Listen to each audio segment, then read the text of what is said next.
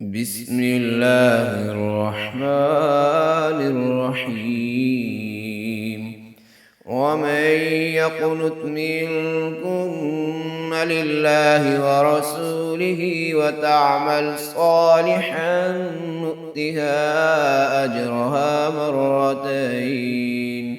أجرها مرتين وأعتدنا لها رزقا كريما. يا نساء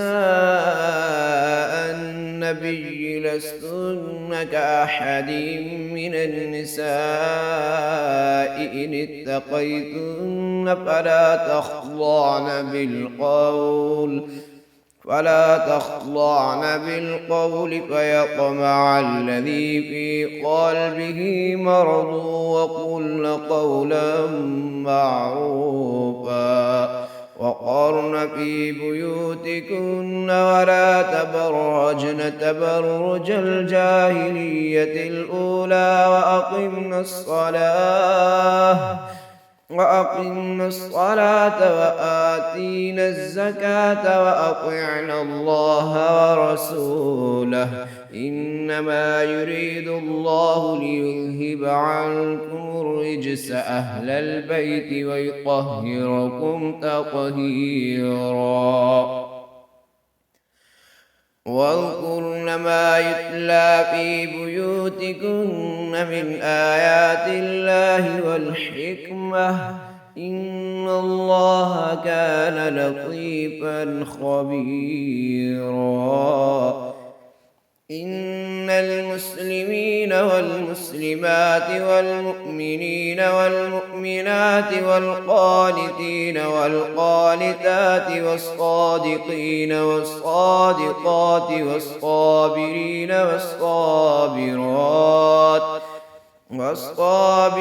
والصابرات والخاشعين والخاشعات والمتصدقين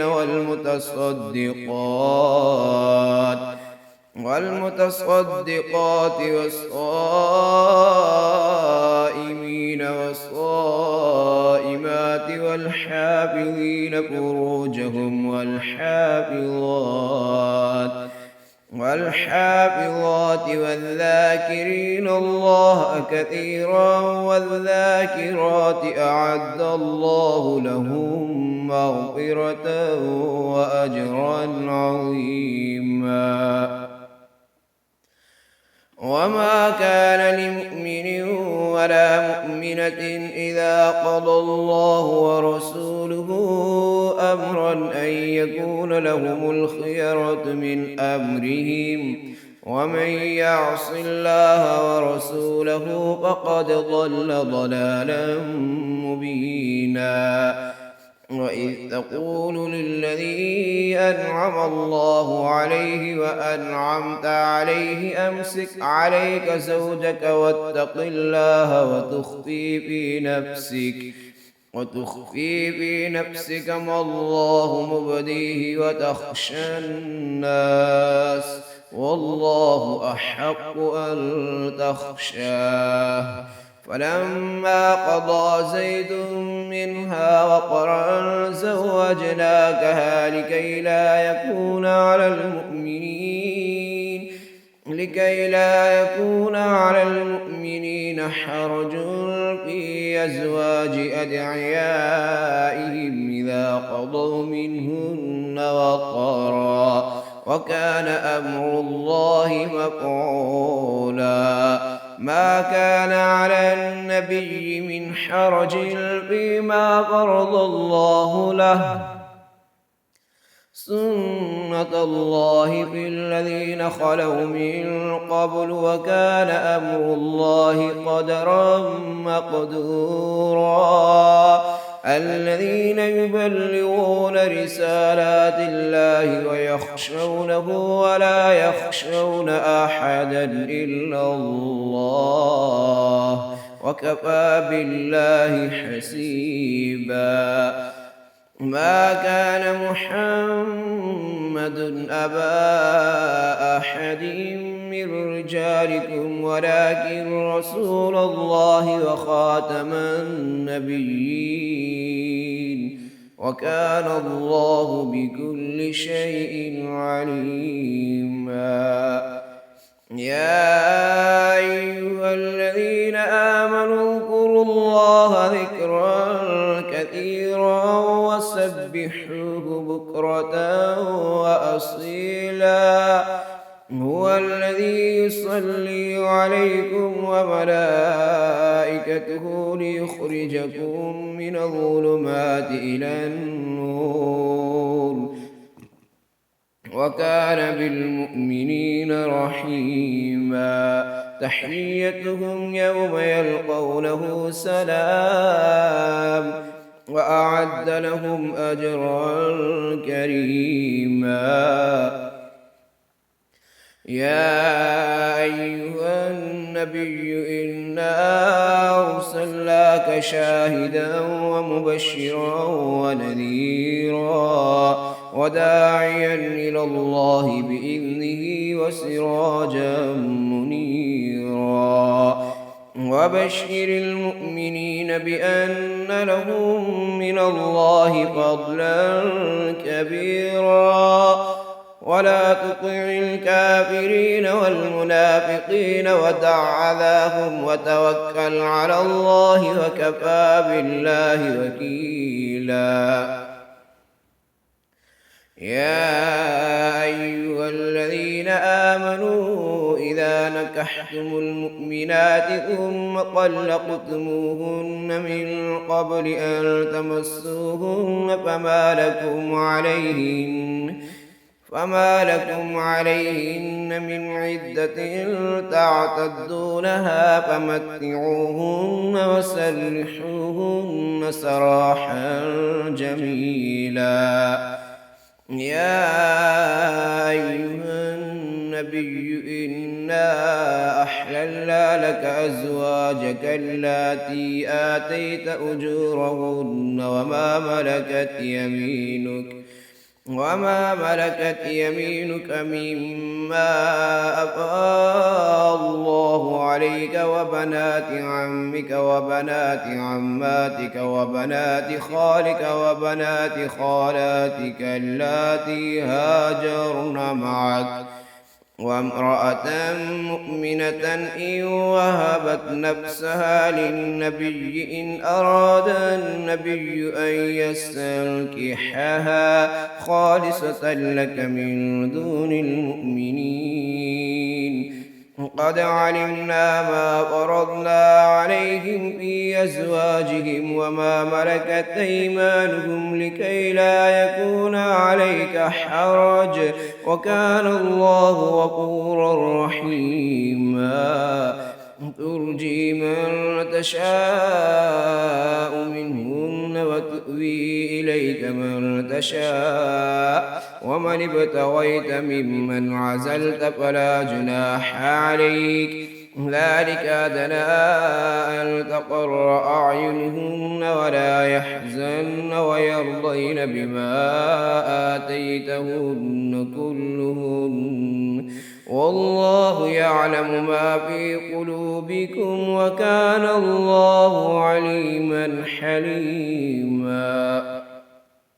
وكان الله عليما حكيما. وكان الله عليما حليما. لا يحل لك النساء من بعد ولا أن تبدل بهن من أزواج ولو أعجبك حسنهن إلا ما ملكت يمينك، وكان الله على كل شيء رقيبا. يا أيها الذين آمنوا لا تدخلوا بيوت النبي إلا أن يؤذن لكم إلى طعام غير ناظرين إناه، ولكن إذا دعيتم فادخلوا، فإذا طعمتم فانتشروا ولا مستأنسين لحديث، إن ذلكم كان يؤذي النبي فيستحيي منكم والله لا يستحيي من الحق، وإذا سألتموهن متاعا فاسألوهن من وراء حجاب ذلكم أطهر لقلوبكم وقلوبهن وما كان لكم أن تؤذوا رسول الله ولا أن تنكحوا أزواجه من بعده أبدا إن ذلكم كان عند الله عظيما إن تبدوا شيئا أو تخفوه فإن الله كان بكل شيء عليما لا جناح عليهن في آبائهن ولا أبنائهن ولا إخوانهن ولا أبناء إخوانهن ولا أبناء أخواتهن ولا نسائهن ولا ما ملكت أيمانهن واتقين الله إن الله كان على كل شيء شهيدا إن الله وملائكته يصلون على النبي يا أيها الذين آمنوا صلوا عليه وسلموا تسليما إن الذين يؤذون الله ورسوله لعنهم الله في الدنيا والآخرة وأعد لهم عذابا مهينا والذين يؤذون المؤمنين والمؤمنات بغير ما اكتسبوا فقد احتملوا بهتانا وإثما مبينا يا أيها النبي قل لأزواجك وبناتك ونساء المؤمنين يدنين عليهن من جلابيبهن ذلك أدنى أن يعرفن فلا يؤذين وكان الله غفورا رحيما لئن لم ينته المنافقون والذين في قلوبهم مرض والمرجفون في المدينة لنورينك بهم ثم لا يجاورونك فيها إلا قليلا ملعونين أينما تقفوا خذوا وقتلوا تقتيلا سنة الله في الذين خلوا من قبل ولن تجد لسنة الله تبديلا يسألك الناس عن الساعة قل إنما علمها عند الله وما يدريك لعل الساعة تكون قريبا إن الله لعن الكافرين وأعد لهم سعيرا خالدين فيها أبدا لا يجدون وليا ولا نصيرا يوم تقلب وجوههم في النار يقولون يا ليتنا أطعنا الله وأطعنا الرسولا وقالوا ربنا إنا أطعنا سادتنا وكبراءنا فأضلونا السبيلا ربنا آتهم ضعفين من العذاب والعنهم لعنا كبيرا يا أيها الذين آمنوا لا تكونوا كالذين آذوا موسى فبرأه الله مما قالوا وكان عند الله وجيها يا أيها الذين آمنوا اتقوا الله وقولوا قولا سديدا يصلح لكم أعمالكم ويغفر لكم ذنوبكم ومن يطع الله ورسوله فقد فاز فوزا عظيما. إنا عرضنا الأمانة على السماوات والأرض والجبال فأبين أن يحملنها وأشفقن منها وحملها الإنسان إنه كان ظلوما جهولا. ليعذب الله المنافقين والمنافقات والمشركين والمشركات ويتوب الله على المؤمنين والمؤمنات وكان الله غفورا رحيما. بسم الله الرحمن الرحيم.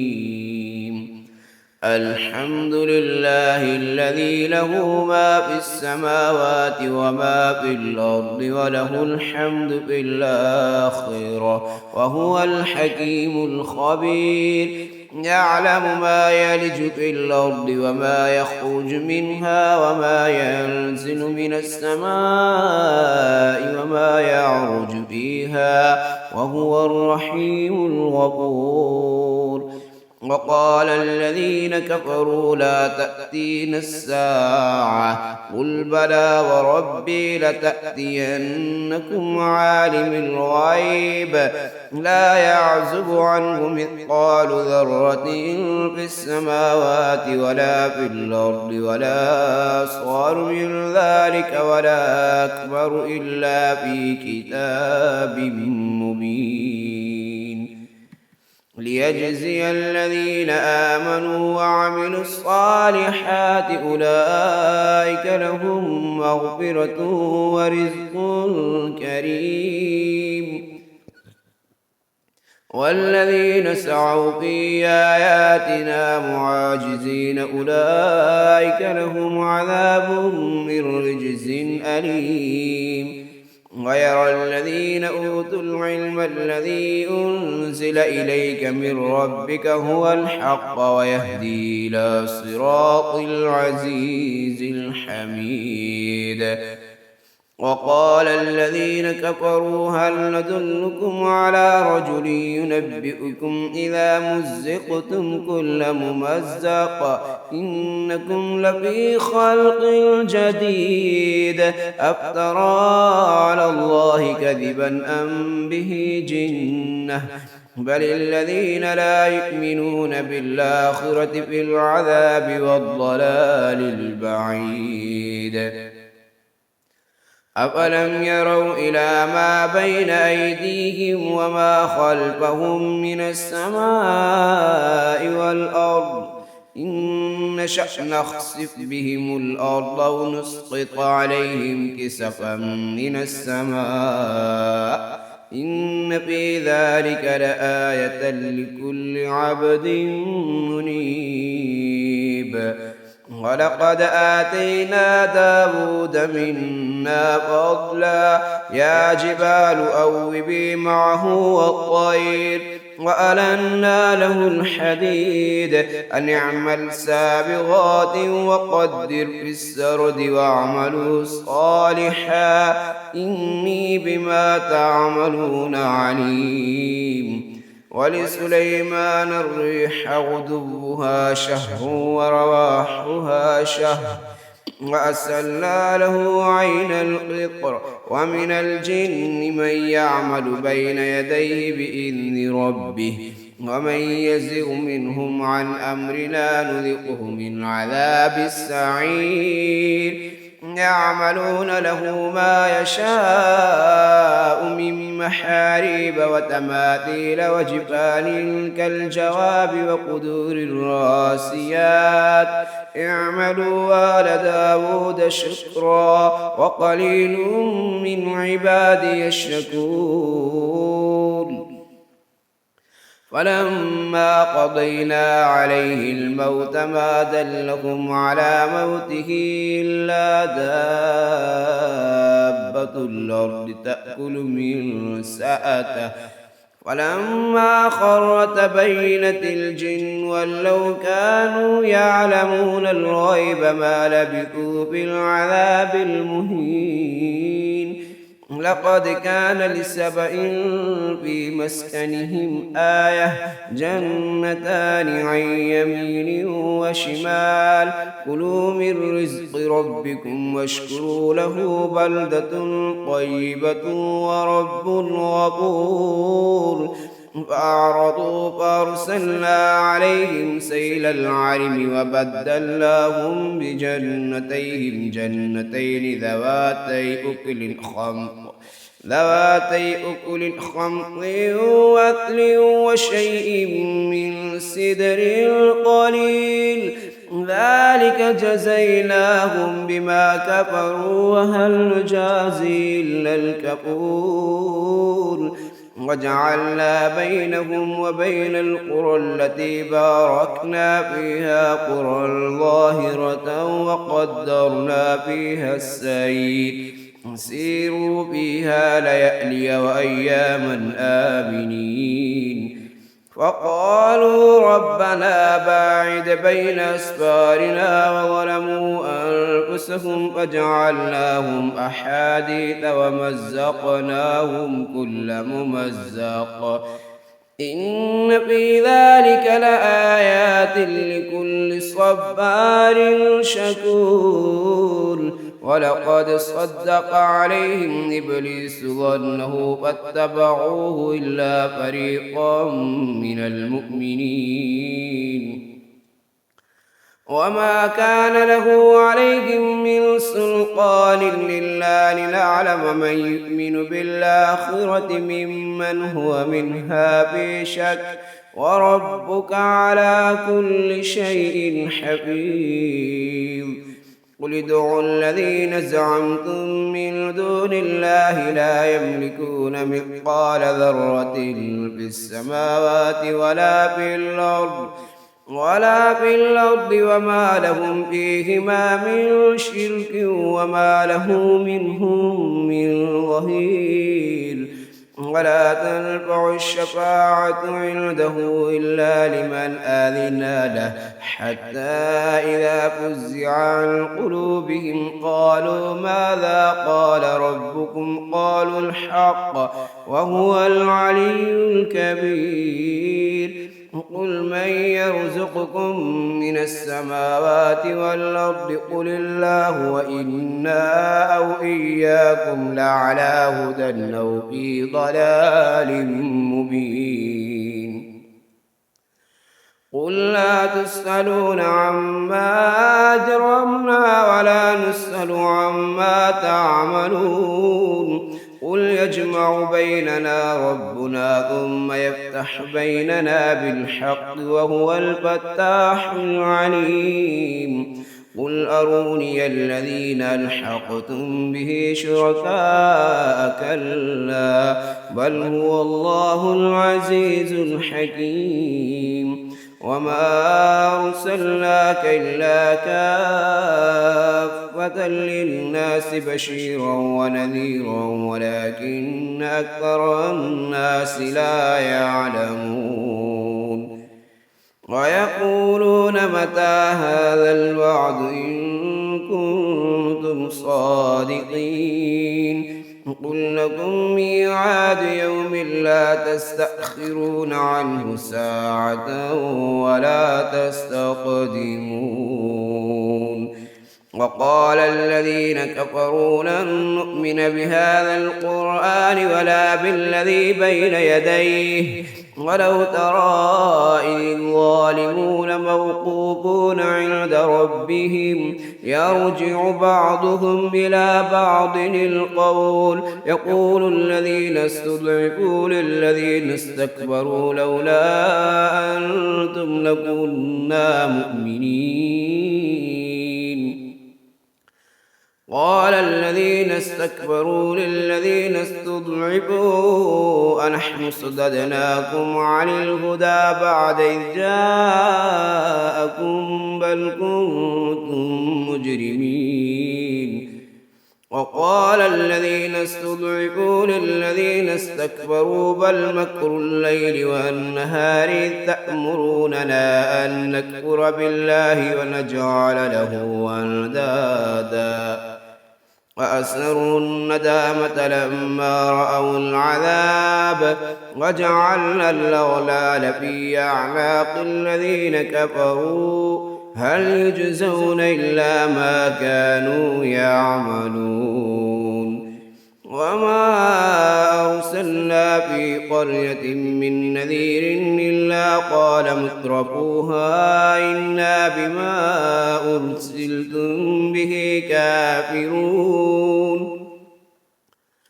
وقالوا نحن أكثر أموالا وأولادا وما نحن بمعذبين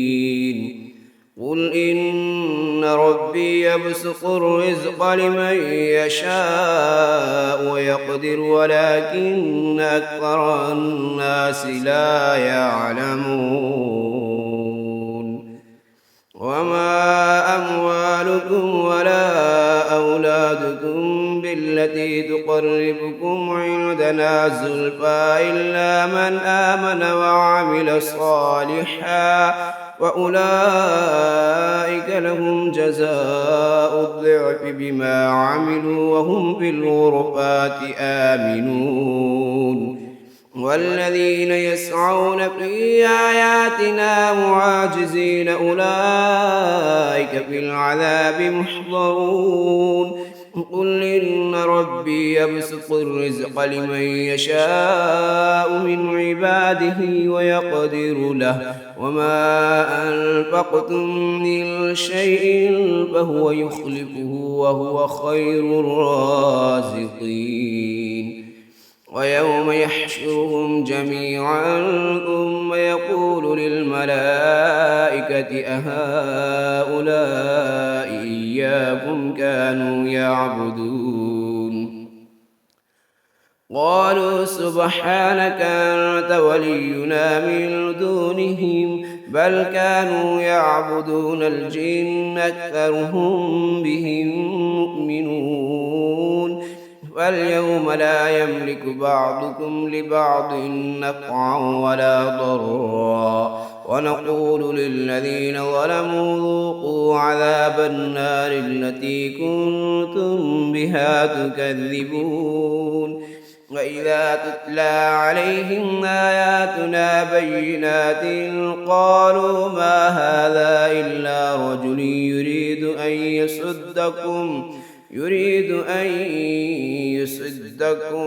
يريد أن يصدكم عما كان يعبد آباؤكم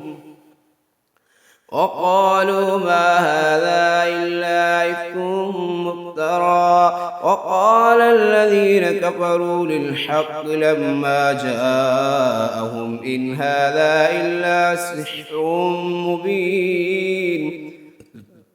وما آتيناهم من كتب يدرسونها وما أرسلنا إليهم قبلك من نذير وكذب الذين من قبلهم وما بلغوا معشار ما آتيناهم فكذبوا رسلي فكيف كان نكير قل إنما أعظكم بواحدة أن تقوموا لله مثنى وفرادا ثم تتفكروا ما بصاحبكم من جنة إن هو إلا نذير لكم بين يدي عذاب شديد قل ما سألتكم من أجر فهو لكم إن أجري إلا على الله وهو على كل شيء شهيد قل إن ربي يقذف بالحق علام الغيوب قل جاء الحق وما يبدئ الباطل وما يعيد قل إن ضللت فإنما أضل على نفسي وإن اهتديت فبما يوحي إلي ربي إنه سميع قريب ولو ترى إذ فزعوا فلا فوت وأخذوا من مكان قريب وقالوا آمنا به وأنى لهم التناوش من مكان بعيد وقد كفروا به من قبل ويقذفون بالغيب من مكان بعيد وحيل بينهم وبين ما يشتهون كما فعل بأشياعهم من قبل إنهم كانوا في شك مريب. بسم الله الرحمن الرحيم. الحمد لله فاطر السماوات والأرض جاعل الملائكة رسلا أولي أجنحة مثنى وثلاث ورباع يزيد في الخلق ما يشاء إن الله على كل شيء قدير. ما يفتح الله للناس من رحمة فلا ممسك لها وما يمسك فلا مرسل له من بعده وهو العزيز الحكيم. يا أيها الناس اذكروا نعمة الله عليكم هل من خالق غير الله يرزقكم من السماء والأرض لا إله إلا هو فأنى تؤفكون. وإن يكذبوك فقد كذبت رسل من قبلك وإلى الله ترجع الأمور. يا أيها الناس إن وعد الله حق فلا تغرنكم الحياة الدنيا ولا يغرنكم بالله الغرور.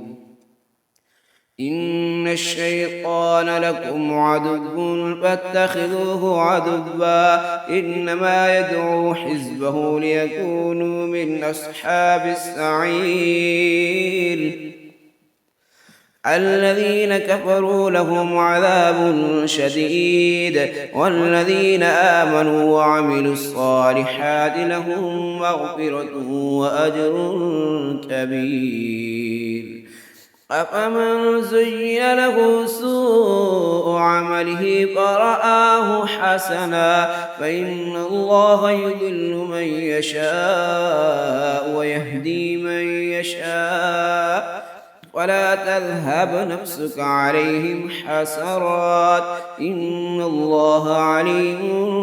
بما يصنعون. والله الذي يرسل الرياح فتثير سحابا فسقناه إلى بلد ميت فأحيينا به الأرض بعد موتها كذلك النشور. من كان يريد العزة فلله العزة جميعا إليه يصعد الكلم الطيب والعمل الصالح يرفعه والذين يمكرون السيئات لهم عذاب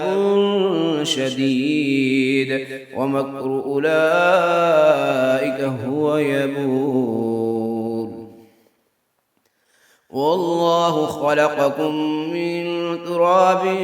ثم من نطفة ثم جعلكم أزواجا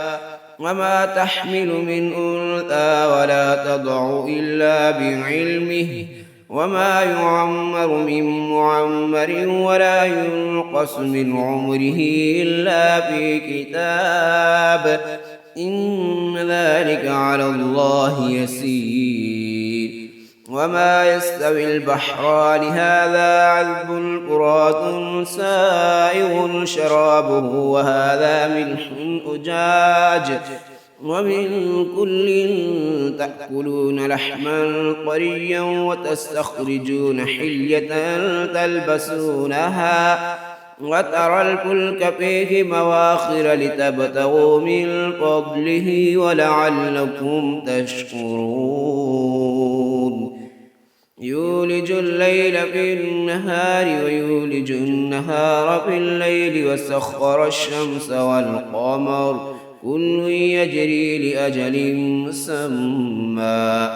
ذلكم الله ربكم له الملك والذين تدعون من دونه ما يملكون من قطمير إن تدعوهم لا يسمعوا دعاءكم ولو سمعوا ما استجابوا لكم ويوم القيامة يكفرون بشرككم ولا ينبئك مثل خبير يا أيها الناس أنتم الفقراء إلى الله والله هو الغني الحميد إن يشأ يذهبكم ويأتي بخلق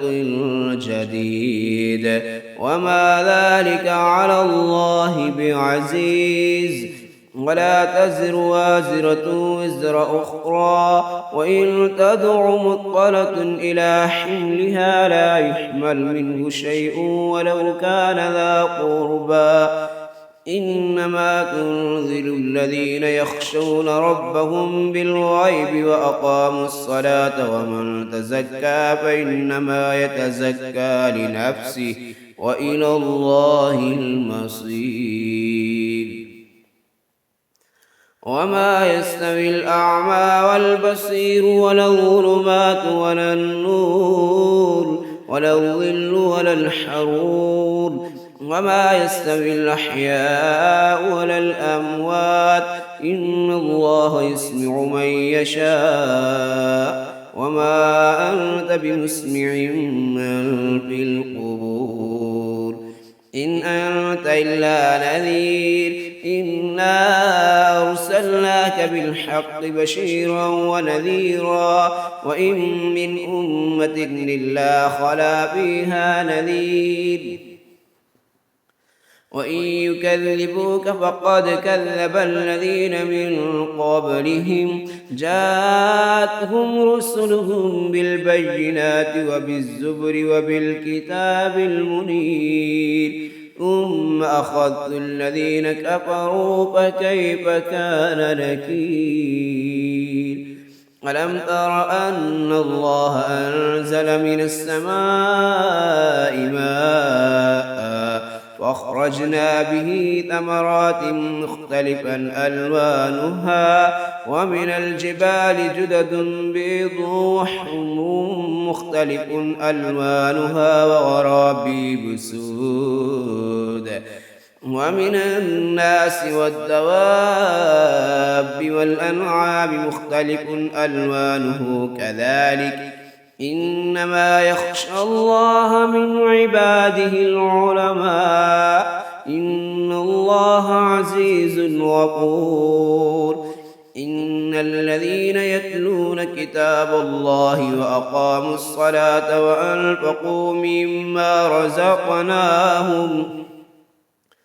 وأنفقوا مما رزقناهم سرا وعلانية يرجون تجارة لن تبور ليوفيهم أجورهم ويزيدهم من فضله إنه غفور شكور والذي أوحينا إليك من الكتاب هو الحق مصدقا لما بين يديه إن الله بعباده لخبير بصير ثم أورثنا الكتاب الذين اصطفينا من عبادنا فمنهم ظالم لنفسه ومنهم مقتصد ومنهم سابق بالخيرات بإذن الله ذلك هو الفضل الكبير جنات عدن يدخلونها يحلون فيها من أساور من ذهب ولؤلؤا ولباسهم فيها حرير وقالوا الحمد لله الذي أذهب عنا الحزن إن ربنا لغفور شكور الذي أحلنا دار المقامة من فضله لا يمسنا فيها نصب ولا يمسنا فيها لغوب والذين كفروا لهم نار جهنم لا يقضى عليهم فيموتوا ولا يخفف عنهم من عذابها كذلك نجزي كل كفور وهم يصطرخون فيها ربنا أخرجنا نعمل صالحا غير الذي كنا نعمل أولم نعمركم ما يتذكر فيه من تذكر وجاءكم النذير فذوقوا فما للظالمين من نصير إن الله عالم غيب السماوات إن الله عالم غيب السماوات والأرض إنه عليم بذات الصدور هو الذي جعلكم خلائف في الأرض فمن كفر فعليه كفره ولا يزيد الكافرين كفرهم عند ربهم إلا مقتا ولا يزيد الكافرين كفرهم إلا خسارا قل أرأيتم شركاءكم الذين تدعون من دون الله أروني ماذا خلقوا من الأرض أم لهم شرك في السماوات أم آتيناهم كتابا فهم على بينة منه بل إن يعد الظالمون بعضهم بعضا إلا غرورا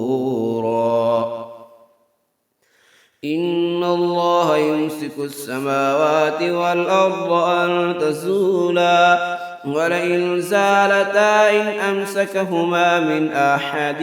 من بعده إنه كان حليما غفورا وأقسموا بالله جهد أيمانهم لئن جاءهم نذير ليكونن أهدى من إحدى الأمم فلما جاءهم نذير ما زادهم إلا نفورا استكبارا في الأرض ومكر السيء ولا يحيق المكر السيء إلا بأهله فهل ينظرون إلا سنة الأولين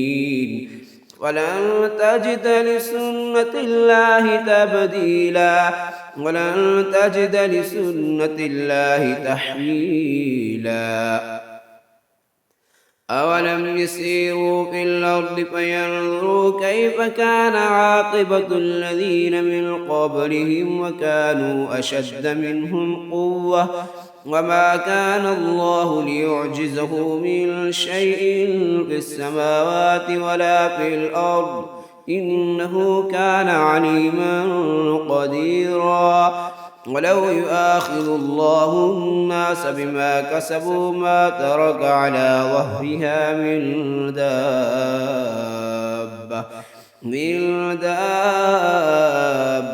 ولكن يؤخرهم إلى أجل مسمى فإذا جاء أجلهم فإن الله كان بعباده بصيرا بسم الله الرحمن الرحيم ياسين والقرآن الحكيم إنك لمن المرسلين على صراط مستقيم تنزيل العزيز الرحيم لتنذر قوما ما أنذر آباؤهم فهم غافلون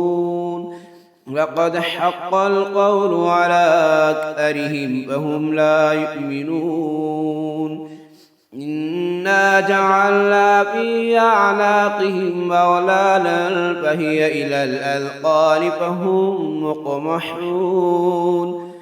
وجعلنا من بين أيديهم سدا ومن خلفهم سدا فأغشيناهم فهم لا يبصرون وسواء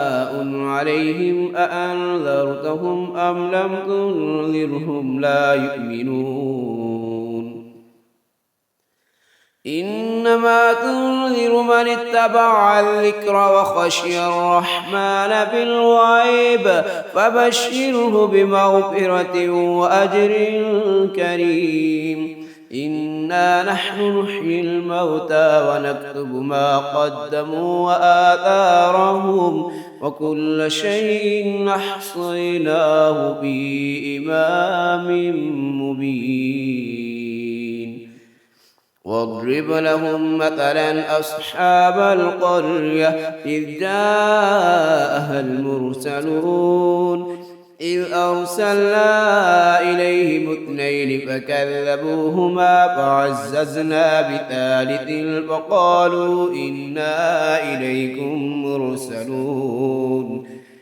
قالوا ما أنتم إلا بشر مثلنا وما أنزل الرحمن من شيء إن أنتم إلا تكذبون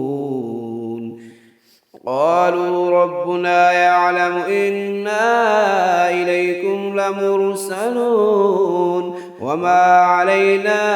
إلا البلاغ المبين قالوا إنا تطيرنا بكم لئن لم تنتهوا لنرجمنكم وليمسنكم منا عذاب أليم